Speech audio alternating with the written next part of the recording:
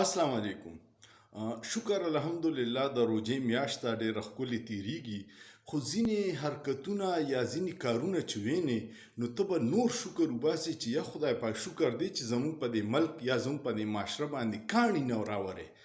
یو 3 ورځې مخکې به تاسو یو سوشل میډیا باندې خبر کتلی چې په ټوبه ټیکسنګ کې خپل رور د خور په مرۍ زور کوي مړه کوي، پلار ورته ناست دی او یو ورور یې ویډیو ریکارډ کوي او چې کله هغه مړه شي ساعت یې وځي نو پلار هغې زوی له اوبه ورکړي د بوتل چې اوس که ته ستړی شوې ځکه چې خور دې مړه کړه. هغه ویډیو خلکو ډېر پرې تنقید وکړو، په سوشل میډیا باندې وچلېده، نو بیا پنجاب پولیس هغه ګرفتار کړه او چې ګرفتار کړه نو د هغې نه پس چې کم انکشافات وشو ته به حیران شې چې خدای دا موږ کم طرف ته روان یو.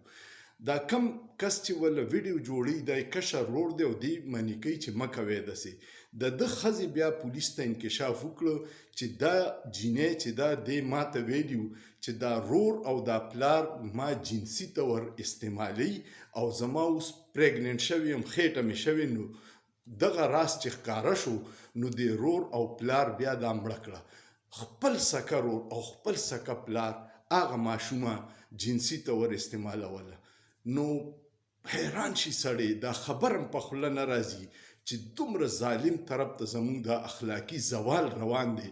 ملک خو هسې په تباهۍ دی، خو معاشره چې کوم اخلاقي زوال ته روانه ده چې یو لور سره خپل پلار او خپل رور جنسي زیاتي کوي او هغه ته په خېټه کېږي، بچی ناجوړه کېږي، د دې نه به بل څه اورو مونږه.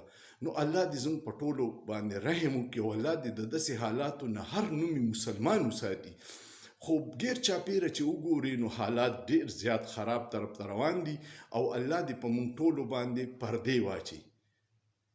دعا وکړئ چې خدای پاکه د داسې حالاتو نه دا ټول خلک بچ کړي. ډېر ګمراهۍ طرف ته روان یو او خدای په خپل حفظ و امان کې مو ساتي. آمین. او سوچ پې وکړئ، په سوچ کې څه ګناه نشته.